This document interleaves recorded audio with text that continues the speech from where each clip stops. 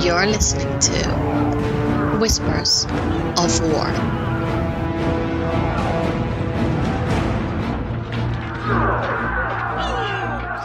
Hello everyone and welcome to Whispers of War, show number 9. I'm your host Sil, and if I sound a little bit husky or sniffly or snotty, it's because I've caught a cold and I have a really sore throat.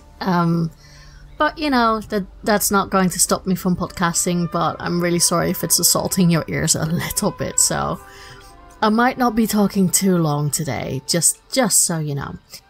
So let's get into how was my week in Warcraft. I'm really sorry to say that it's been another really busy week, and I just haven't really had, I wouldn't say time to jump into WoW, but you know that sometimes your priorities shift a little bit, and that's what happened this week. I did manage to get some time in, so I was mostly on the app to get my rep grind in, so I would still, you know, do all the missions, and every time there was something for reputation, I would do that, and then after work I would go back online and just see what the weeklies were, so which emissary quests are up, and who do I need to get reputation with. Are there any world quests that do just pure rep? You know, sometimes they give like, what, 100 or 200 rep. So I do those if I really want to do them, and they're quick and easy. And then why not? And I have a real fascination for the quest Make Low Go. And I don't know why, but I really like making the turtle move in that little maze. I think it's my favorite one. And that in the shell game. I don't know, I love the Tortolan quests, except for, of course, Beachhead. Still don't like it. So I did that. I didn't manage to get revered with all of them except for the Tortolans. I'm close with the Tortolans, I'm like on 91% or something.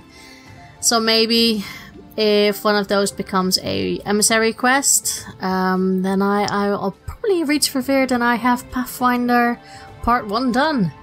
But I still need to reach exalted for all the quest lines that are gated behind rep, of course. What else was I going to do? Oh yeah, I was going to go into Goldshire for some RP. RP, not ERP. Nothing wrong with ERP, but not something that I would go into.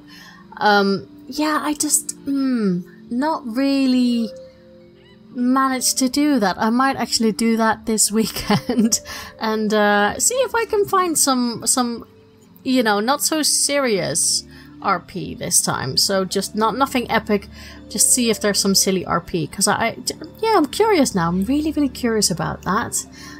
If there's anything specific that you guys want to know about, then please send me some PMs or emails, and I'll see what I can do with the RP, or maybe you have a nice suggestion for me to take on a certain role, as long as it's not ERP. Okay, let's just get that straight.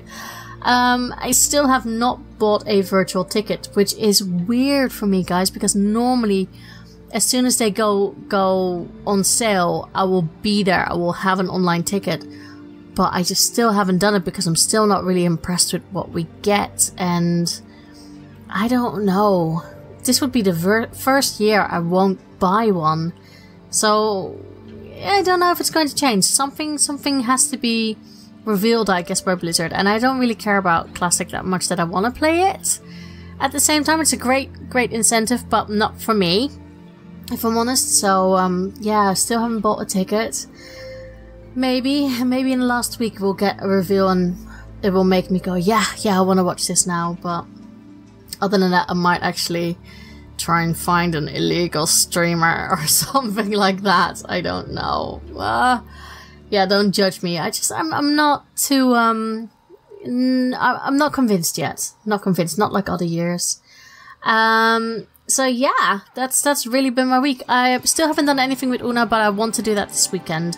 So I want to make her Super Una, and then I'm hoping to get Bao, and hopefully, well, then my mission is done again. I guess I have nothing else to do then for a little bit. I still don't want to level my hunter on the Alliance side.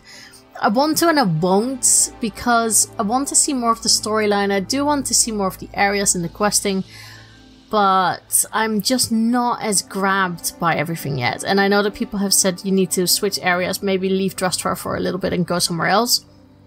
But the completionist in me finds that really, really hard to do.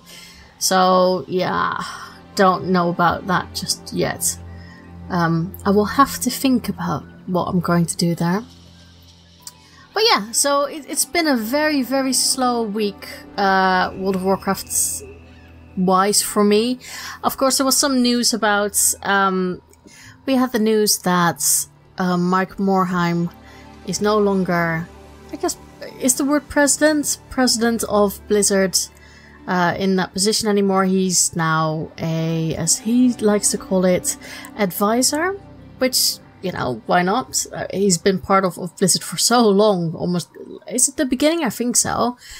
So being an advisor seems like a very logical step, really, if you don't want to be president anymore.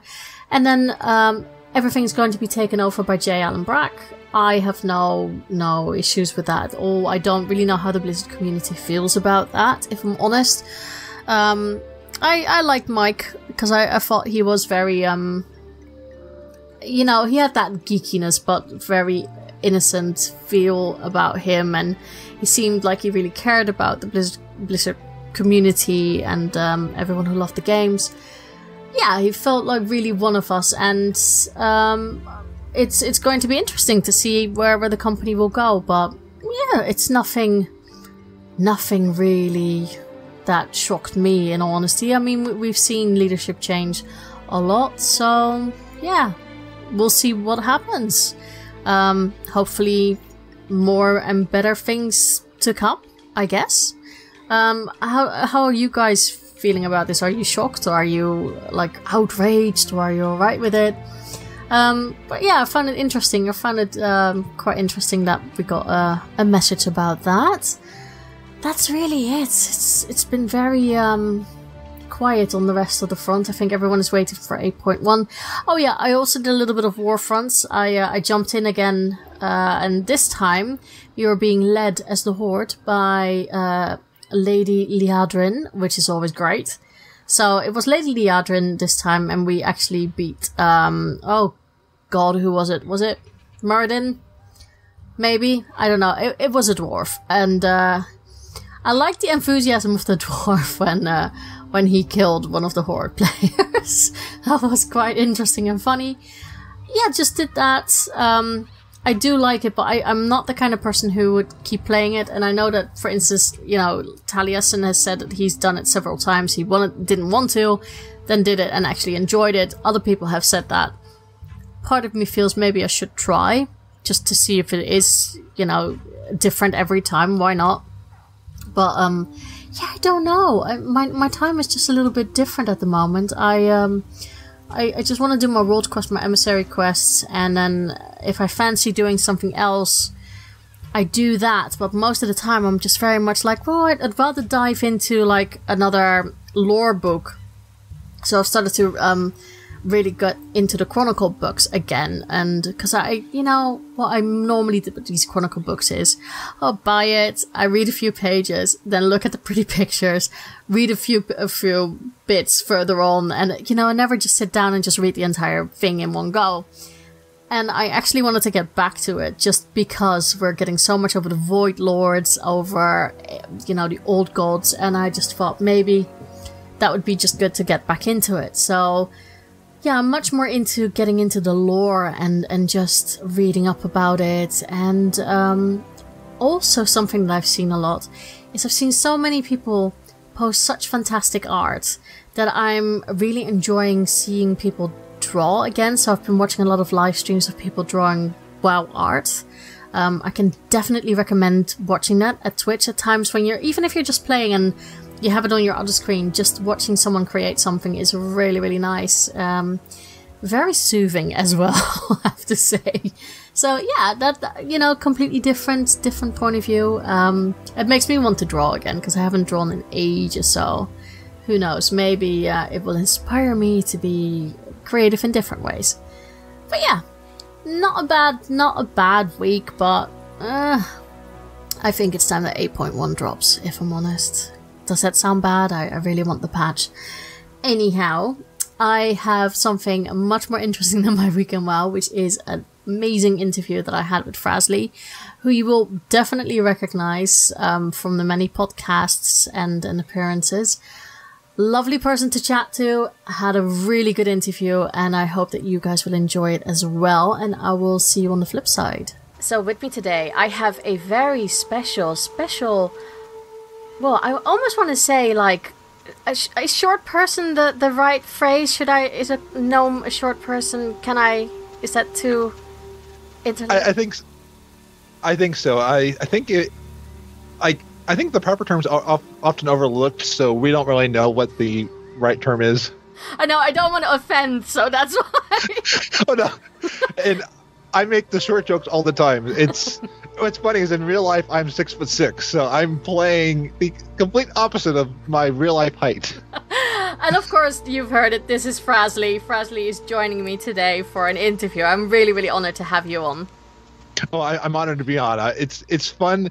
And the only thing is, I don't think it'll be a whisper. I'm pretty loud and pretty verbose, so it'll probably be a shout of war. That's, you know what, screaming, shouting, it's all fine. It's all fine. As long as the listeners don't get their eardrums blown out, then I'm happy.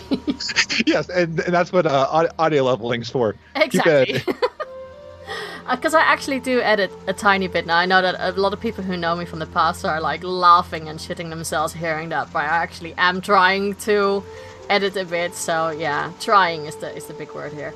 So anyway, Frazley, please tell the listeners about yourself. Well, I started in vanilla back in 2004, and then I raided in Molten Core. I had a dwarf priest, so the dwarf to gnome, not a huge switch. Then I left for a while because life wasn't working with WoW. But I came back to WoW in 2016, right before Legion, not even knowing there was an expansion. I just wanted to get in, and I got sucked into WoW. And ever since then, I have just been loving WoW, and I've been loving the community. That was the thing that if I had that community, I never would have left. There are times I'm like, I wish I had never left WoW, because it is amazing. That's so nice to hear. But you're not just playing WoW, you do a lot more. Yeah, I've got 2 World of Warcraft podcasts every week. Frazlecast, which is a podcast where I bring on different guests and we kind of discuss what's going on. And I like talking with people, so it is the perfect fit. I've got to meet so many people, and in fact, some people I brought on as a guest, never even knowing who they were, they're now people I consider friends. I think like the Scruffy Druid. I knew them before the show, but I never really talked with them. I was like so nervous the first episode. They come on the show and now we talk all the time, and it's like, wow. I mean, and that's the fun, is getting to know people, creating that relationship, and it is my most work every week because of how much of a beast the show is in editing.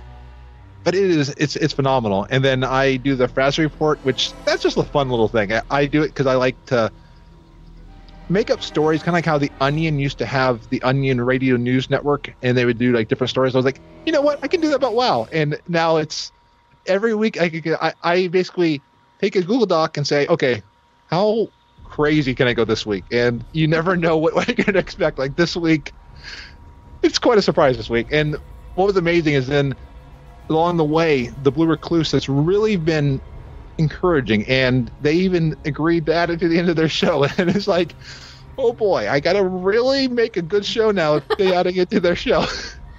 No, I think it's lovely, because that's how I discovered you, by listening to the Blue Recluse, and I thought, oh, wait a minute, there's more here. So no, it was really, really good, and I just like it how podcasters support podcasters. Yeah, that helps, I think, because some people might be very much in their community and group of, oh yeah, I know this. I mean, most people know the big ones, like the Instance and Convert to Raid, and then it's like, well, there's more, but they all seem to hang in that either that little network or that group of people that they've heard of, and then by trying to reach out to other networks or other people, all of a sudden you get opened up to like another world of podcasts, and I think that's great.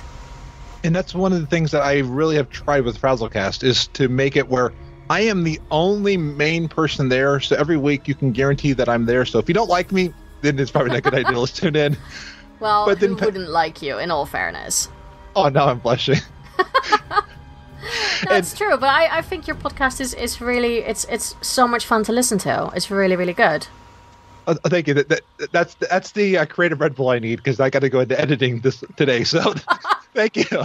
I'm like, hearing words like that, because very few people ever reach out on any creative medium, and I'm realizing how many creators I listen to that I never reach out to. And I'm like, I got to do better at that. I got to reach out to them and say, hey, I appreciate what you do, because if I'm feeling this way about stuff, that creator is feeling the same way about it as well. I think we've all been there. at times. I think my boyfriend once saw me at midnight going, what are you doing? I said, no, the sound quality, it's not good. I've heard it, it's not good. I need to redo this. Yeah, it's like, I'm the only one who will hear this, but I need it perfectly. I know what you mean. It's really, but in a way, I guess it just shows, that you have passion for your podcast, which is really, really good. Now, we've already talked about, gnomes and stuff, but I still have to ask, Horde or Alliance? Alliance, absolutely. I tried to be Horde for a little while, because I had a group that I was part of through the Dungeon Crawler Network, and we had a guild. It was a Horde guild.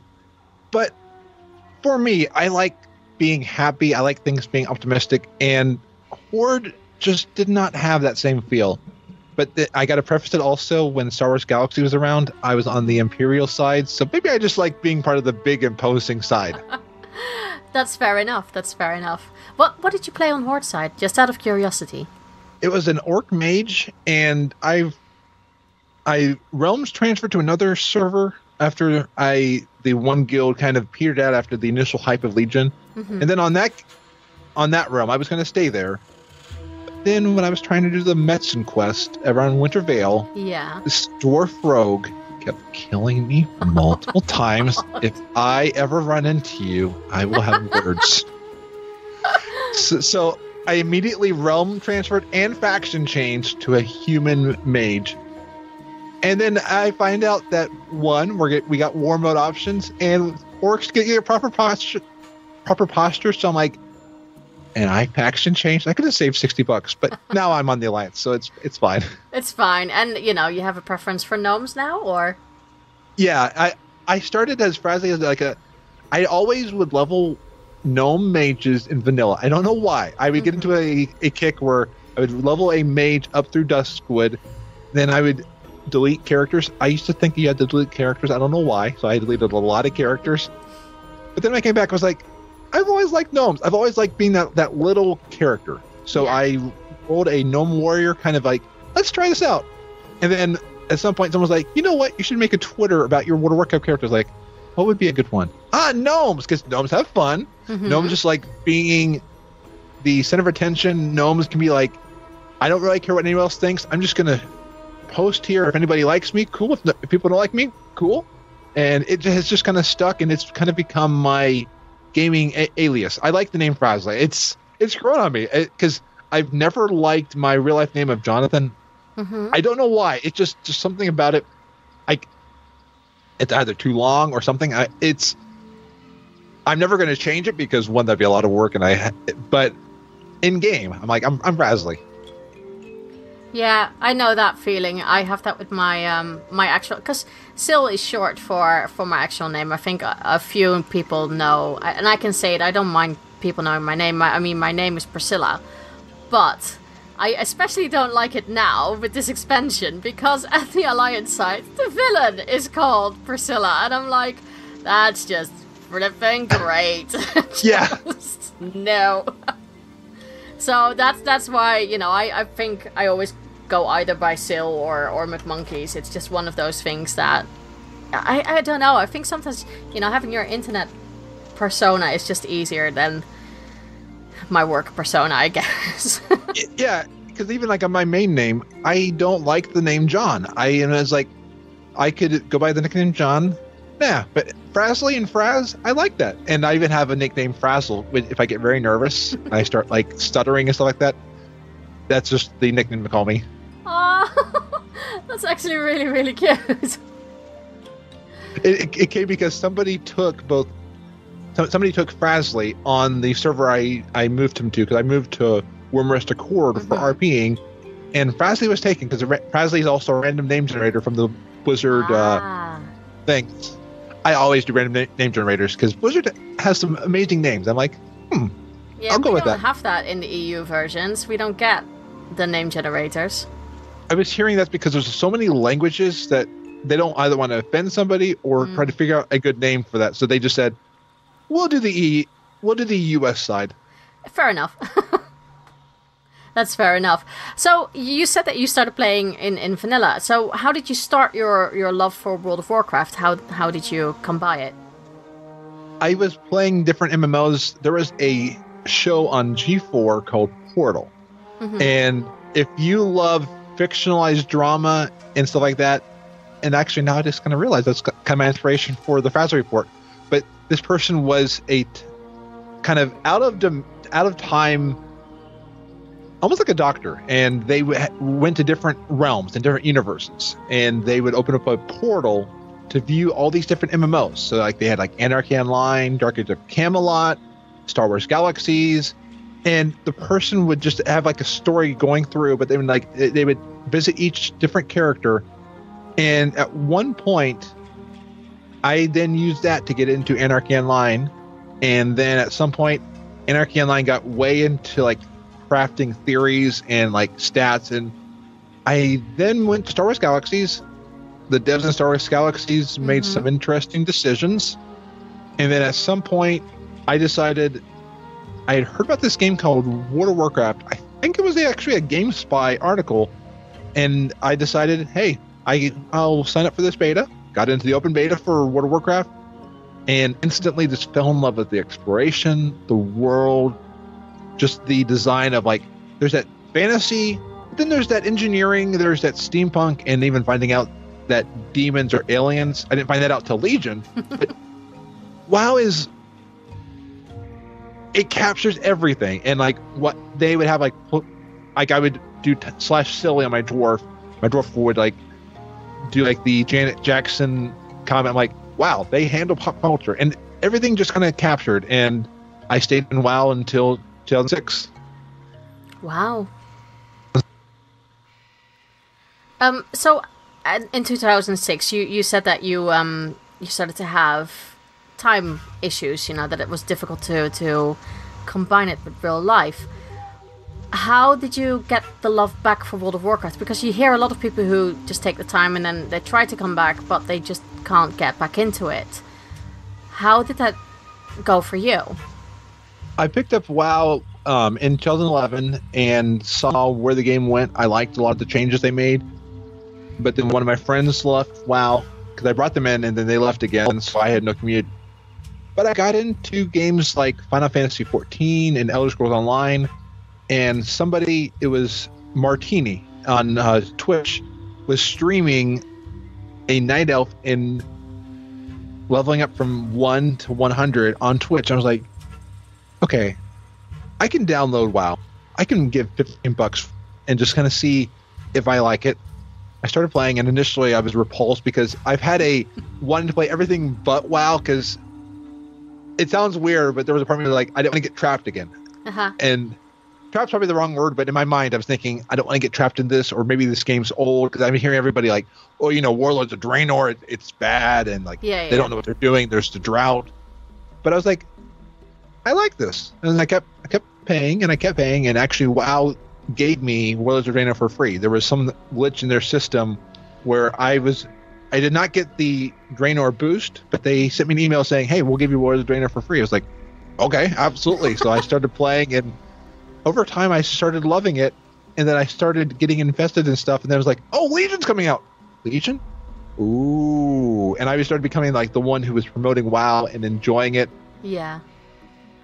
So it kind of, it's also nostalgia. I remember WoW's always stuck with me throughout the years, and coming back I was like, that's why I like WoW. And they've made the changes on time that I really like. I know it could be termed more casual compared to stuff in vanilla, I think people don't realize what's coming with vanilla. But I like where they're like, we know you have less time nowadays, so here's what you can do, and I don't have to raid, and which is great. Yeah, no, definitely. I mean, there's so many like changes compared to what has happened back in the day, and that actually brings me a bit to like the topic question for this week. So I was going to ask you about your opinion on the quests and the quest flow, especially in Battle for Azeroth. Because I've talked about this sometimes previously a little bit about, you know, quests and how the story goes and everything like that. But having played previous expansions, when you compare it to that, how are you finding the ones in BFA? How are you finding the questing, the types of quests, you know, that sort of stuff? It has captured what I like about Witcher 3 and the Elder Scrolls series. Okay. Where I can go along, I can explore, then I find either the story quest or I find a side quest to do, and it feels a lot more alive. Like I walk into this city and they're like, hey, we need help with this thing. I'm like, okay, I can help a little bit. So it lets me play solo and then group up when I need to. And I like how, unlike Legion, you're not just going into a zone to do one thing, or you take like, here's like 3 quests to do and then you're done. Mm-hmm. I feel like I can really explore a zone, and then when I'm done, I'm like, oh wow, I'm done. So Witcher 3, I wanted to love Witcher 3, but it was so lonely. I would walk in there's nobody around who's not an NPC. And WoW, I walk into a town and there's all these quests to do, but there's also people there doing quests as well. And even if we're not on the same quest or they're doing the same quest as me, having somebody else there makes me feel more alive and know that I'm not by myself. So would you almost say that WoW is like the Witcher 3, but then online? Absolutely. And the graphics are amazing. I run on a Mac, so I'm not running at the top graphics, so there's... But the screenshots I've seen, I love it. I mean, I've always loved the aesthetics of WoW. It has just... I love that cartoony nature, and I love the use of stuff. And I'm hearing from people like Blizzard will figure out, how do you do lighting this way? And even hearing like, there are ways that they try things, and they're always trying new things and new ways to do things. Like there's apparently a cat that's based off a developer's real life cat. Oh, I hope it's not Mr. Smooch or whoever. Yeah. I hope it's not the first cat you encounter in Trustfire. That's just... Oh, I hope not either. Or what if like that little girl that you meet at Trustfire, what if somebody is having a issue with like their daughter just acting so creepy, or they're upset, so they make this little girl that's creepy? That would be, yeah, that's a bit unnerving. Yeah. In that regards, how are you finding the level of quest? And with that, I mean, you know, do you feel like it's getting a little bit more mature? Is maybe not the right word, but you know, it feels a little bit more for adults at times when you see certain things, or at least, you know, really not kids quest. It feels more fleshed out, and like the quest text, I feel like there's more time being taken care of. More time is being used for every bit of quest text, and more thoughts going into it. Oro was talking about how they would go into a zone, and the quest would be all about the lore of the sea, and like they're like, here's the ritual we do. So like they went into the history of, in Maine, there's all this ship lore and all this, like if you're going to christen this boat, you have to first put your arm into a hold in a certain way. You have to throw a bunch of beer over your shoulder. Oh, you have wow. to then, yeah, and like there's all these traditions that they just do, and no one ever questions why. Then I go into Tierguard Sound, and they're doing exactly that. All these things that no one questions why, we just do it. And I feel like whoever's doing the quest design has been given reign to really just have fun with it. And I'm actually reading I've always tried to read quest text, but I'm really reading the quest text in BFA. Have you noticed a difference between BFA and, for instance, you know, some of the older... it's difficult because we don't really have vanilla quests anymore, do we? It's all Cataclysm quests. I guess I would say maybe Outland or Wrath questing. Do you feel like the quests are different, or? Some are more of the same, but I absolutely do think that they're trying new things each time, and like there's a lot more of using an item here, and I can see like when you go up to a mob and having to pull out the item out of your bag, they're like, hey, we'll just give you a right click so you can just click on this mob. So you see how they've learned and how they've tried to figure out things, and even like mob tagging. You see how they've improved that over older quests. Yeah, I remember those days trying to fight, everyone else around you for that mob. The funniest story I have, and actually was really recently on my druid, was going through Silithus, and there's a couple quests that are a lot older in technology. So I go into this cave, and it says, hey, there's a mob right here. I'm like, I don't see any mob. I need to attack. I go on Wildhead, and they said, there's a mob that's going to spawn here on a 10-minute timer. Oh, and by the way, the mob is a one-tap mob. So I'm just sitting there, kind of casually just waiting there. This hunter walks in. I'm like, please just walk out. I've been sitting here. And all of a sudden the hunter comes over to me for a little bit. And I'm like, I'm sitting here. I didn't say anything to the hunter. I'm like, I don't want to show them that I'm here. I want almost like I'm AFK. Maybe the hunter will just get bored or think that maybe I'm just sitting here. The hunter leaves. As soon as they leave, the mob comes up. I attack it. And I'm like, oh, I don't miss these days. No, I know what you mean. I think even the fact that we can both, I guess the rares are a good example of that. That even if you're Horde or Alliance, so different factions, you can still both get the credit for it. Yeah.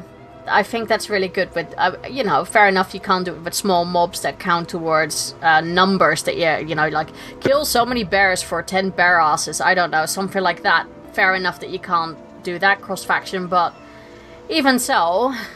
Well, and even that lets you then have a little bit of a competition with the Horde, because you're still like, I want to take that mob. Okay. Oh, they're over here. I'll take that mob. And even there, the spawn rate is better than these important question mark mobs. Yeah, absolutely. I do feel like it has improved a lot. Have you seen any of the questing on the Horde side this time around? I have done the pre-patch stuff and the Lordaeron scenario. Once I get like Pathfinder and a lot of achievements done on Frazley, I am going to go back and do it on the Horde. There's just so much to do, and I still have so much to finish that I want to make sure that I'm really almost in a place of being done or bored before I go to the Horde, because I don't want to be trying to do multiple things. So Frazley is my focus, but I've heard things, and I love the fact that there's stuff I have not been able to experience because I am on the Alliance. It makes that faction choice mean something. And I was looking for a certain thing that I was hearing was in the opening scenarios of BFA. Find out that it's over in the Horde. I'm like, that's cool. So it's almost tempting you to play both sides, isn't it? Absolutely. And it's letting me hear from people. I was talking with John Jagger, and they said, like, what if we had a way where quests could be personalized, and you go on a podcast or you go somewhere like, hey, did you hear what I did over here? I'm seeing that with BFA. Like, people will tell me about quests that they've done, and it's like, that's cool. I did not experience that, so I get to relish in what you're experiencing. Yeah. I think with stuff like that, can you, even if it was just tied to the character, can you imagine how the outcome of a quest could be completely different depending on your race, depending on, the class of your character, or just, a generic random generation of numbers, and okay, well, this is your outcome, or this is the flavor of text you're getting. That would be cool. And I've seen them starting to do that, even in Legion, like with our different class quests, and even how they change a little bit, like, oh, you're a druid, or somebody was saying you meet a character that comes up in BFA in a class hall, and then that character says something to you that only that class will ever hear. But I would love to have at some point have a story arc and have there would probably be like the multiple branching storylines. I don't know how they would fix that because I know like Deus Ex had an issue where the first recent game had a thing where there was like 5 endings. Then when they did the sequel, they had to choose an ending. So I could see that being an issue. But I loved Life is Strange, though. That was a game I played, and in that game, I could make one small decision and everything would be impacted. I loved that because it really made you think about your actions. It would be really cool if we get something like a butterfly effect in a game like World of Warcraft. I can see it being like a hellish task for the Blizzard creators, but it could be really, really unique and interesting. And, you know, just the longevity of playing it. Can you imagine how many people will start to level alts just to see, okay, well, what if I do this quest and I make a different decision? Yeah, it's like I remember in Mass Effect, one thing I loved is I know the story was pretty much the same, but I remember one time I made a decision in Mass Effect 2, and I went into Mass Effect 3, and this one person was so angry because I killed off their people. I was like, I'm sorry, I was just trying to help this one doctor. It's like, but this doctor did mass genocide on our people. Like, oh, and the person hated me. I loved that, though. It was... I mean, I didn't love that they had genocide, but I loved that the character remembered what I did. Yeah, absolutely. No, and I think, you know, Mass Effect is such a good... We're not talking about Andromeda, we're just talking about the first ones. Yeah, the first 3, the good games. Yeah, exactly, because, you know, Garrus. I'm just saying. So... Yeah. That's all I was interested in. How do I get into Garrus's pants? And that was all I wanted. Especially with like the second and the third one. I was just... But I do like that whatever you say, because I think like with a game like Mass Effect, and I know this is a World of Warcraft podcast, but I think, you know, like always I keep saying, it's very important to look at other games because, you know, a game like World of Warcraft, and yourself as a gamer, you can learn a lot of yourself and what you enjoy in games and what you don't enjoy. And, you know, I think looking at Mass Effect, for instance, that whole consequence thing, and I started to really care about my decisions because it could influence if my crew would survive or not. And the fact that you start caring about those characters, I think a lot of people who play World of Warcraft really care about their own characters now, because we've been so involved into being part of the storyline. And fair enough, you know, sometimes they drop the ball a little bit. I think in Vanilla and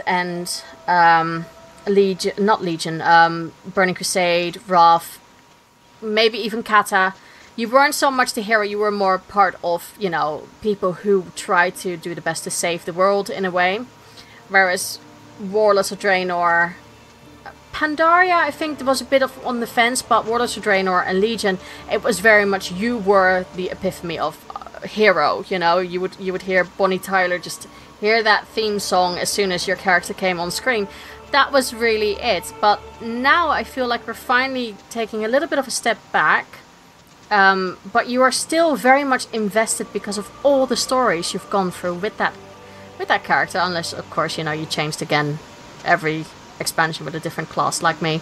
But even so, I do feel like you get thrust into the whole, you know, investing in a character, and the stories and the quests help a lot with that. So it would be interesting to see if they will ever change their way of questing and the consequences of certain quests that you do for the world. Yeah, and like with instancing, they could do it in a way where you see things change, but no one else sees it, but you're still in the same city. Mm-hmm. The only place would be if you could decide to save Stormwind or have Gnomeregan restored, and you chose Gnomeregan and Stormwind's destroyed. You can't go back to Stormwind. But actually, no, you could with Zdormi, because you can still go back to Darnassus now. Yeah, there's a lot of implications on that. Yeah, I can see it. It's a major task if they want to do something. I think they could probably do it with small things. Maybe see an NPC that other people can't see, or hear things that other people can't hear. That would be, a small step. Even small things like that could be very interesting. for any MMO, I would say. Absolutely, because like they've shown they have the technology with the garrisons in choosing like what you want in a zone. So they've shown that they have the capability to do it. I just think they have to figure out what do they want to use that on. Yeah, I guess we could have something like the garrisons again. You know, that you can invite your friends to see what that, maybe not the garrison, but something else could look like in your world, and then people go like, oh wow, this is really cool. How did that happen? You know, stuff like that. Or like to take a city. So there's a place where everybody can congregate, but you decide how the city looks. You decide who's walking around as the guards. Mm-hmm. And the buildings themselves could be the same, or at least structurally the same, but what's inside is different. Or you walk in there and there's a different person. Like in Dalaran, if you're an engineer, you have an auction house. Nobody else sees that auction house. Yeah, exactly. And it's because, you know, again, it's nothing that would take back from people like, for instance, who RP. It wouldn't take anything away from them because you're still in the same structure. It just looks slightly different. And as I think any RPer out there knows that, you know, if you're aware of stuff like that, you won't really mention it in your RP. So yeah, there's something to do with that, I think. And who knows? We've never thought that we would get things like allied races or a neutral race like Pandaren that we had in the beginning. So who knows where they will take this. I think it's going to be very, very interesting. And, you know, I think you can already see that, like you said, questing has changed in that sense that now it's more like a quality of life almost with questing. So they're making things a little bit easier on you, that you don't have to go, oh, where's that item that I need to click now that they're on 10%? Oh, they're dead. You know, it's...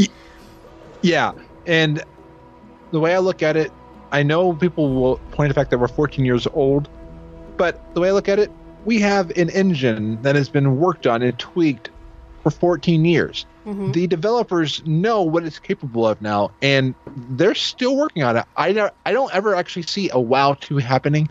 I just see the engine getting better and better, and the use of the tools better and better. Yeah, absolutely. I agree with you. I think it will be changing a little bit. I just don't see them change the game completely. I think they'd rather just make an entirely new IP and go with that if they want another MMO. One reason I never got into EverQuest was by the time I could get into EverQuest, there was EverQuest 2 coming out. And I can never in my mind figure out, but what about the lore and stuff of EverQuest? I can never figure out, do I want to go EverQuest 1 or EverQuest 2? Never figure out the differences. It really franchised. Is franchised the word? It disenfranchised their communities because you had people on both games. Stuff didn't go between the two. I can never decide. Yeah, no. See, for me, World of Warcraft was the first MMO I played, and then EverQuest 2 was out around the same time, I think. So I played that as well, but EverQuest, as pretty as it was back then, it just didn't grab me as much as World of Warcraft did. And I think because the threshold on playing World of Warcraft was a bit easier for someone who was new than EverQuest. And so many people also seemed very negative about EverQuest 2. They were playing it. Probably people who played EverQuest 1 who didn't enjoy certain things that happened in 2, which, you know, is fair enough. I can understand that. But yeah, it would be interesting for them to. I don't think we can ever see a WoW point or a WoW number 2. That sounds really wrong. What gives me hope is hearing that Cataclysm changed the engine under the scenes. I'm like, if they can do that back then, they can do that now. Oh, they can do it so much better now, probably. Yeah, I mean, Legion. What I love about Legion is hearing there was a tech panel at BlizzCon 16. They said, what you don't realize about Legion is we modified it where, say this class is unbalanced, we can now hotfix it. And look at it. There's hotfixes every single day now. But that's great. They have been modifying the engine, and they're really getting good at it. And that's why, like, Christie excites me, because Christie has been kind of given keys to the kingdom with checks and balances, but is able to really be like, hey, let's try this. Let's do this. And I already see the influence. And I'm like, if this is back when Metzen was retiring and Christie was coming on, so somebody was already working on BFA before Christie was on, what's Christie going to be able to do? I mean, that excites me. Yeah, absolutely. And I think you can already notice it now with the storytelling and just how the quests are in the game. It feels, I don't know, a lot smoother to me, almost like much more.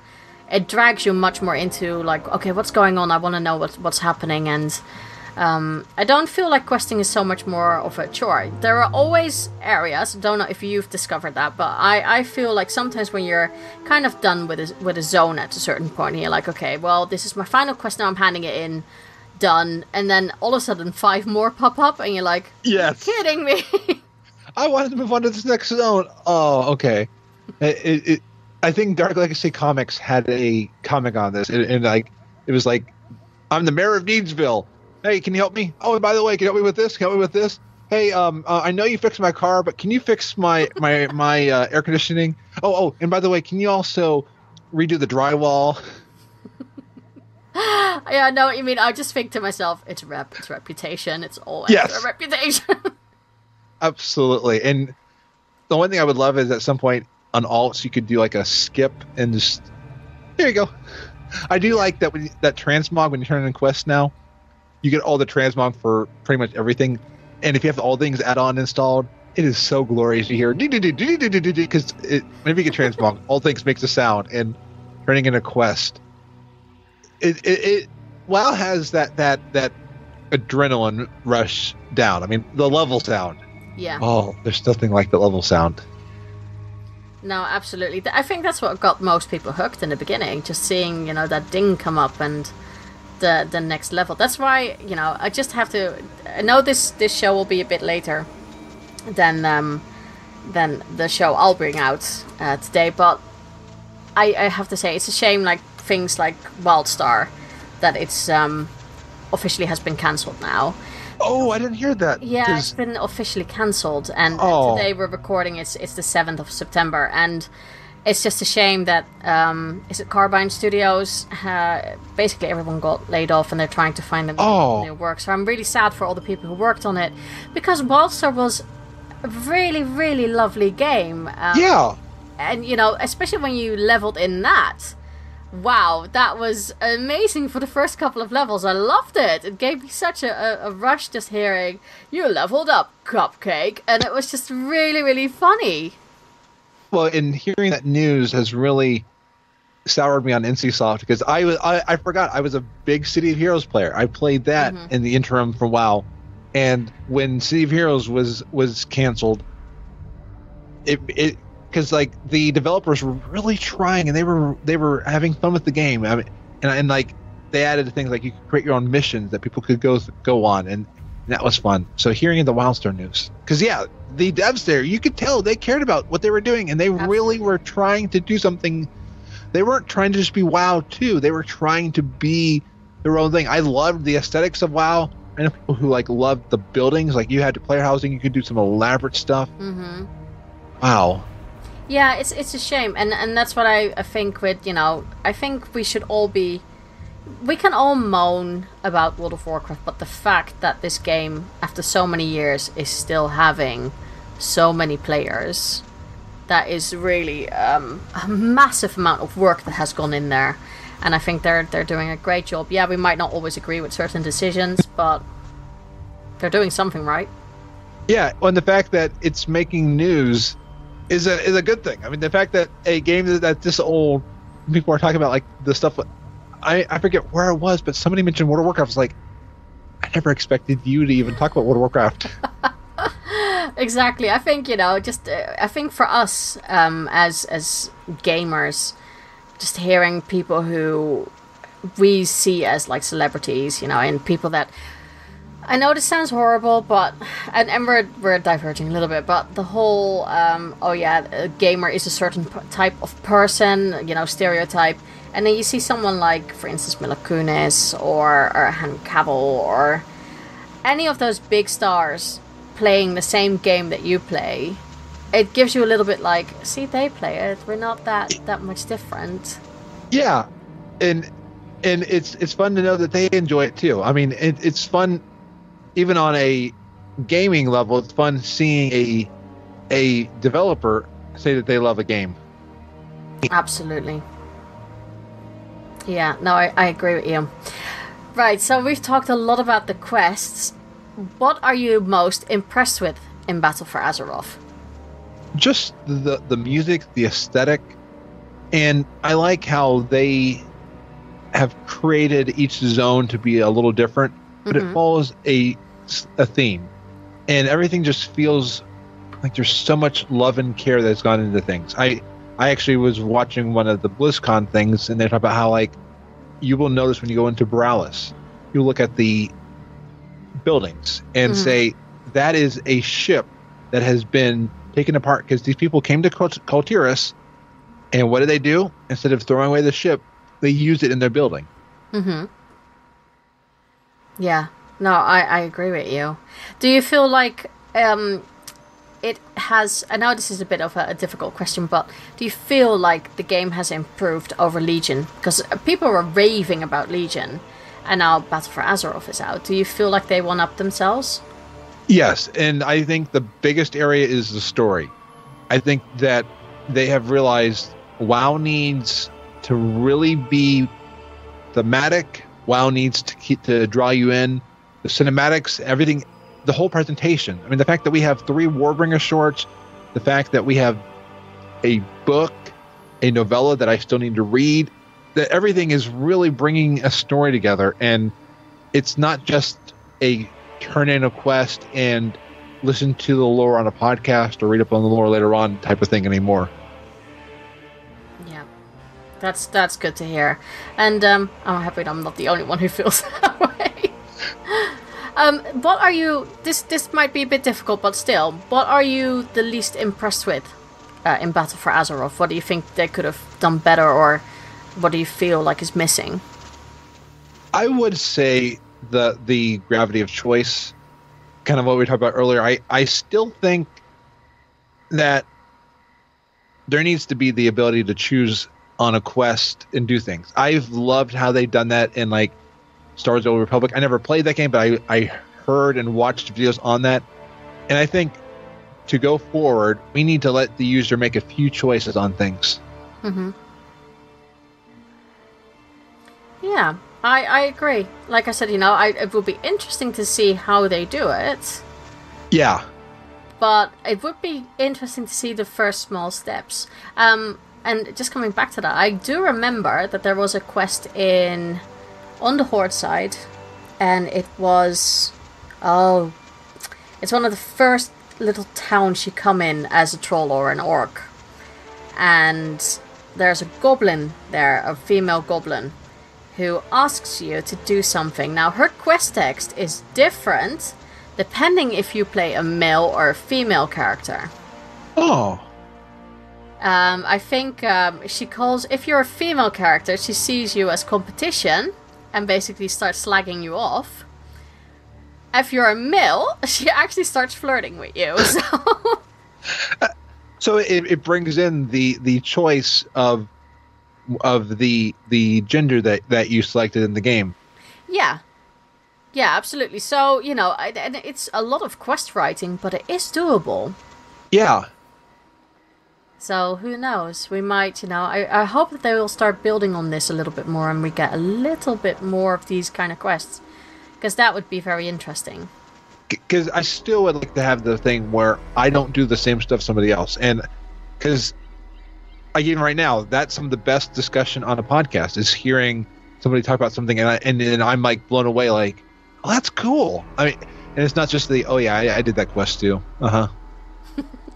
Yeah, exactly. I think, it would make it a little bit like, oh, wow, I didn't know that. Oh, I want to try it now for myself.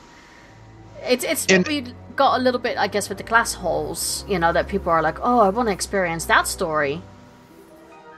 And what if they also took into the idea of, like, Dungeons and Dragons, where even if you made a choice, there's still a dice roll?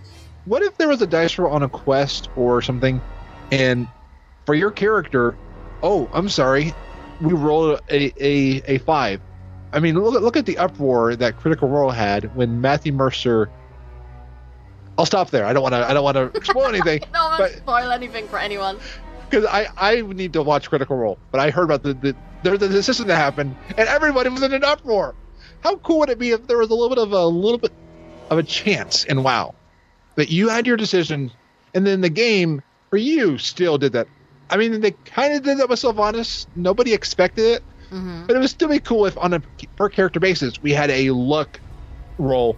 And then what if we then had to get like lucky trinkets and like we had like a luck skill, move our luck up? Because I think in Skyrim things could go differently based off luck.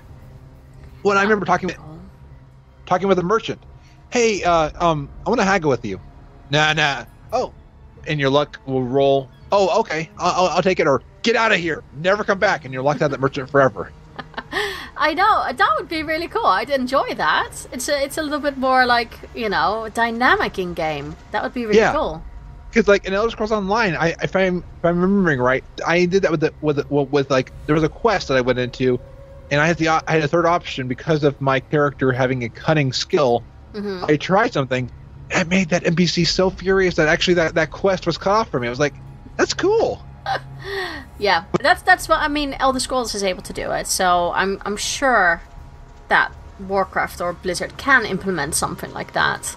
It's just a matter of do they want to take that risk, I guess. But we'll see. Now, do you have any good tips for the listeners regarding Battle for Azeroth? Maybe something you've discovered, or just what you feel like people should take into account, or just anything that you would consider a good tip? I would say don't compare yourself to other people in the game. Like if someone's raiding, don't celebrate their rating or celebrate where they are, but don't feel like you're missing out if you're still leveling up. Because it's a game to enjoy. It's a game to savor. And I think you really need to savor it, because once you hit 120 and finish all those quests, what is left but your memories? I mean, you might get into raiding at that point. Don't be in a rush to get to the end. Enjoy every moment of it. I think that's a really, really good gun. I think it's really sad when I already see people on Twitter or in social media saying, "Oh, the game has been out for so long. People are already raiding. I'm so far behind with my gear score." And I'm like, don't seriously, like, chill. It's only been out like a little bit. Who cares if you maybe not are able to go to the raid for the first 2 months? It's not like you're never going to. If you're good enough and if you're enjoying raiding, and you'll gear up eventually, just play how you want to play. Because it does not mean you're a bad player if you're not there. It just means either time or something, or it's just not what you're into right now. Exactly. And the game has so much to do for anybody. I mean, I know people who will never touch raiding until it is soloable in the Battle for Gnomeregan expansion. So everyone's waiting till that next time to even touch Old Deer and stuff like that. Exactly. No, I like that tip. That's a good one. Now, I'm going to switch it around a little bit. I want to know what your whisper is, because I think you wanted to talk about one of the quests that's going on. Yes. So, quick question. How far do you want me to go into the quest? If do you want to name the quest so that people can go, okay, I haven't done that, I don't want to know, and then we'll spoil it a little bit? Yeah. So there's a quest in Tiergarde Sound called Inspection Gadget. It's not the beauty marketing selfie quest, because that reminds me of somebody. But no, this is a quest that's close to there. And what's fun about the quest is you go in there, and here's where it might get a little spoilery. You find out like these gnomes and things have disappeared, and you're trying to figure out what's going on. And then at a certain point, the quest is over. What excites me is then I went into MMO Champion because I was kind of searching for this quest. Yeah. There's a whole thread about different things for gnomes that has been data mined, and how there are mechagnomes, and they're saying, what if these gnomes were turned into mechagnomes, and then I'm finding out that actually gnomes came from mechagnomes. The curse of flesh turned us into flesh. I still got to figure out the gnome lore. I should know gnome lore, and I'm behind on that. But it excites me because we're going into a Titan laboratory with Odir, and then we're fighting mechagnomes, and there's probably mechagnomes inside of Old Deer. What if that's the next playable race? Or at least it's something to branch out the gnome story. And somehow Volpira are linked to that. That part I don't know. But there's a lot of fun stuff. So 8.1 excites me because I love anything with gnomes, because like seeing Mechatork in Battle for Lordaeron just made me so excited. I'm like, there's Mechatork! That's going to be really interesting, and I mean, I think a lot of us try not to get spoiled by going on MMO Champion, but still seeing small things in there that could actually excite you by, when are we going to see something like this? And no, I'm looking forward to that one. I have not done that quest yet, but I always like a little bit of cliffhangers of, so what happened here then, and what happened? I want to know what's going on, and are we going to find out? And what's fun is it wasn't like okay, you're done with the quest here. It was kind of like hey, you'll be in touch soon. I'm like, ooh. Yeah, exactly. Oh, that's really cool. I really need to pick up my Alliance character again.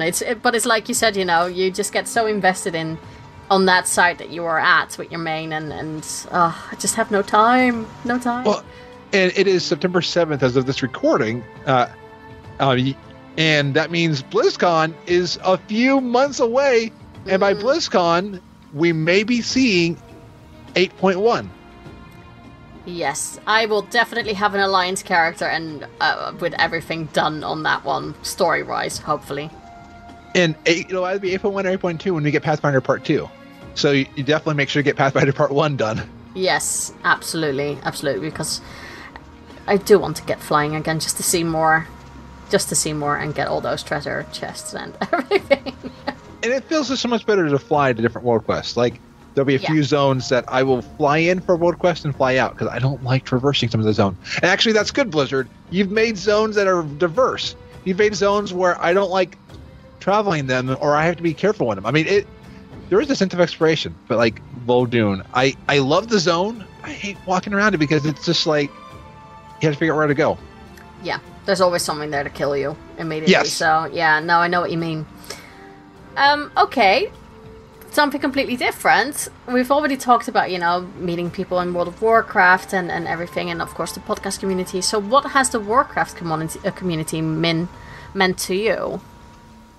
It is amazing that it shows what a diverse group of people we are as human beings. And I mean, I assume everybody's a human being. I don't know if there's like aliens or dogs or cats. You never know. Yeah. But it has shown me that we are all diverse. We all bring a different perspective.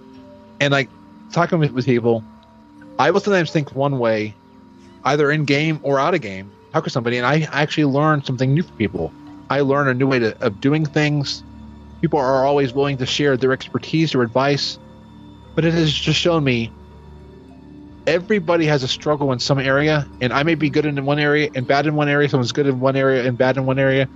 But when we all come together and we are not trying to be mean to each other, when we're not trying to one-up each other, but we're trying to help each other, that is when we are at our best. And the worker community is people that probably would never have met in real life if we weren't united around a game. But by being united around this game, we get to then meet people that are way out of our own perspectives. Mm-hmm. Absolutely. Like, and sorry, go on. I probably would never have met you because of our difference in geography. Yeah, absolutely.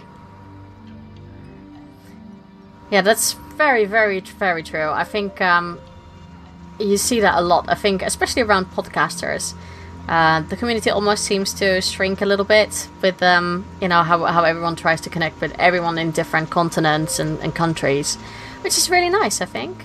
Yeah. Absolutely. All we got to do is just figure out the time zones. So that way we can have every podcaster from anywhere on any time. Because like I do a Thursday night show, and it's like, oh, I can't ask that person. So I have got a list of people that I leave for when I can have them on. Or like Marty was on my show, but Marty was sleep deprived. It's almost like the time zones are in real life raid bosses. Yes. I interviewed Spaz one time. I was in Spaz. He's just enjoying their evening over in Australia. And I'm like, this is 6 a.m. in the morning. My mind is not fully processed, and I can hear it in editing. Yeah, no, I know what you mean. It's always like, okay, I'm tweeting you now. It's this time for me. What time is it for you? And then, and you're like, okay, so you're like 7 hours ahead of me, it's a little bit challenging. Yeah. Especially when we go back to winter time and things like that. And we all hibernate then. Yeah, probably. But I do like it. If that's the main thing that we have to overcome, it's doable. It's doable. Absolutely. And I've seen people that it's amazing the difference in the ideologies, but have come together on different things. Like it's I love it when I don't agree with somebody because it means that we each have a perspective. I'm not right, they're not wrong, but we all see things a different way, and I learn from them. Mm-hmm. Yeah. Yeah, that's very true. Okay, Frazzle, I've kept you for like forever. I've had a lot of fun. I could talk forever. I mean, that's a good thing on a podcast. Yeah, the bad thing for editing, but good thing for podcasting. So if people want to hear much more of you, where can they find you? They can find me every week on Frazlecast at frazlecast.com. And I also like to promote my website. I got a blog because before I started podcasting, I was going to blog. That has not panned out. But I upload things like if I'm on a podcast, I'm trying to like embed that on my site so people can see where I've been. Mm-hmm. So Frazley.com is where you can find everything. And you can also see my Twitter there. So that's kind of my home base. Perfect. And if people want to contact you on Twitter, what is your Twitter handle? It is at Frazleytastic. And I will make sure that all gets without any spelling errors in the show notes. So if you need to look it up, you can always do that, of course, in the show notes. Frazley, thank you so much for being a guest and for taking the time to come on the show. Oh, thank you. And it's one thing I tell people: when you invite any podcaster onto a podcast, they jump at the opportunity because it's so much fun, and I also love when I don't have to edit the stuff. But I try to at least be helpful for you when you're editing. Very true, very true. Thank you again. Well, thank you. So I hope you guys enjoyed that interview. It was so much fun talking to Frazley, and definitely need to check him out. If you are not subscribed to his podcast just yet, go and do yourself a favor and immediately do that. So let's go to all your tweets, because you guys had a lot to say about the questing in Battle for Azeroth. So I'm going to jump into Twitter immediately. Ryakan said, I've only done questing as an Alliance player, but the quests are well laid out and intriguing, I think. In fact, some of them are just hilarious. I really need to check that out. I know that I keep saying that I have no interest in going on my hunt. It's not entirely true, because some of the quests I really did enjoy. So I do want to see that, especially I've done the Tortolan, who wants to learn how to ride a horse. Yeah, I really did enjoy that one. But I love my horde quests. I really love questing in Zandalar. So let's go to the next tweets. Who aggroed that? Go listen to that podcast, guys. Do yourself a favor. Who aggroed that said, as a big Mumphy Python fan from back in the day, I loved the Witch Trial in Drustvar. But like with every X-Pack, once I hit max level, I find it very hard to go back and actually finish zones. Shameless plug for my show, Who aggroed that on iTunes. Happy questing. It's not a shameless plug at all. I really, really enjoy listening to your show. So that's another good podcast, guys, that you should subscribe to. Yeah, and I understand where you're at with that. You know, once you hit the max level, I found it very difficult to get back into questing, and because all of a sudden you're being hit with so many other things that you need to do, quote unquote. But yeah, no, I understand the pain. Dead Comics said, I think the leveling is the best and most interesting it has ever been. The stories are good and there's a lot of side stuff. However, I still hate replicating parts of a story. Get into it and surprise you don't get to know for another week when you finish grinding. Yep, you need to grind before you get anything. I'm with you. I'm not a big fan. Abendis Corbenic said, I've not properly done the questing in Colteras or Zandalar, but I started a fresh character. Leveling is super fun for me now. It's true. I mean, I still level my low levels because of allied races and heritage armor, and I have to admit, I like the low level leveling as well. It's a lot of fun. George Rent said, the questing is one of the better parts of BFA, since it ties into the story the most. I really enjoy it.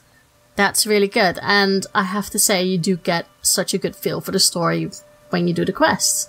The quests give you that atmosphere, so you're absolutely spot on with that. Darkspear Revolutionary Liger Wolf said, I'm just wanting them to change them every once in a while. Doing the exact same world quest from beginning to end of X-Spec is lame.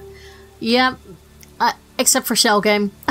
Shell Game, I can do that all day, any day, and make logo.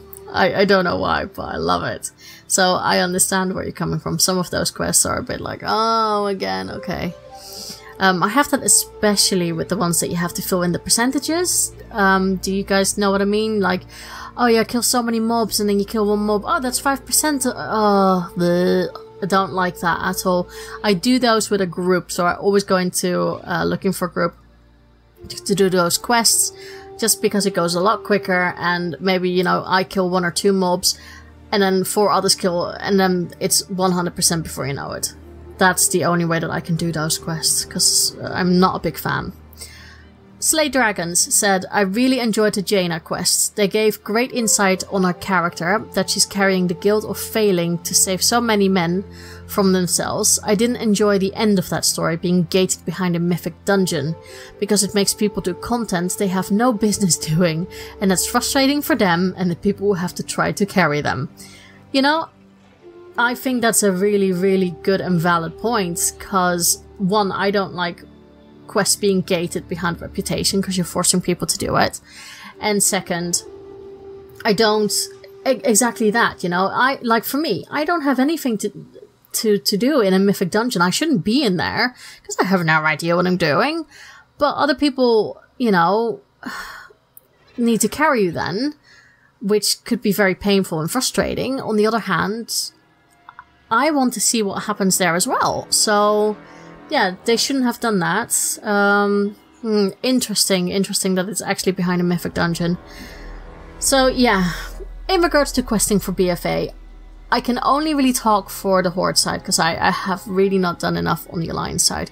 But I really, really loved questing in Zandalar. Or Zuldazar. I loved it. I don't know what it is this time. Maybe it's the story, it's how it's been done, it's the pacing, it's the NPCs that you find, but questing for me was a lot more fun. Of course, you will always have sometimes that you think, okay, I've almost done an area, and you're like, can I go to the next? Have I cleared it? Oh wait, I've just, oh, here's a question. Okay, now there's 20. Okay. But I haven't encountered that too much in this expansion. I never was like, okay, I'm done now with this area. There was always something then that made it interesting again. So yeah, you get, of course, some quests that maybe me personally are not so interested in, but others are really good. And can I just say that the skeletal pirates in is it Fuldun? That's really, I really enjoyed that. Even though at 120, because that's where I dinged 120, it would have been better if I was lower level. That, I don't know why, but it feels like it would have been better if I was a lower level. That's personally me. But I'm loving the questing, and I'm hoping that 8.1 will give much more of that still. I hope so, at least. We shall see. Other emails and tweets, and this is something that goes back to last week about the virtual ticket. So Spanky Hunter said, it's a big nope from me, and this is regarding the virtual ticket. $10 more, which converts to 70 Australian dollars. 70, like 70. What? Way too expensive. No pet or mount, and just a crappy cloak that I hide in WoW. A skin in Overwatch for a character that spends the majority of its time in stealth. Nope. Goodie box feels crappy. Nope. You know what? Spanky Hunter couldn't have said it better myself. It's so true. I'm not feeling it this year. I really want, and I'm not, you know, I'm not going to say I'm a fangirl, but I'm very much pro Blizzard and what they bring out. Like, everyone knows how much of a consumer whore I am and how much crap I buy from them. But I'm really sorry. I'm not really enthusiastic about it this year.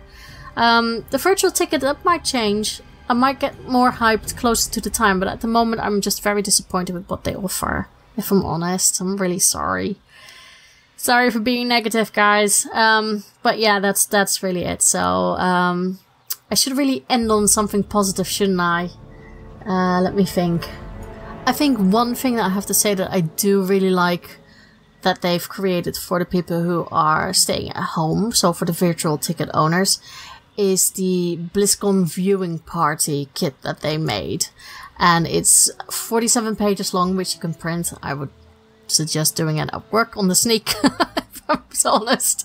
And that actually, you know, it has things like recipes, which actually look like really decent recipes, really good recipes. There's an art studio section in which you can learn how to draw some of the Blizzard characters. There's a BlizzCon bingo, which I think is freaking hilarious if you are with a group. The esports brackets, I guess if you're really into your esports, that's really cool. And there's lots of trivia questions that you can use for all sorts of things.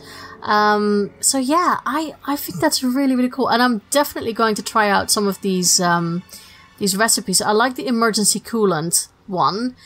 It has tequila, and that's probably why I like it so much. And I think the cheddar beer dips, I don't know if it's because of beer, but those look really, really, really nice as well.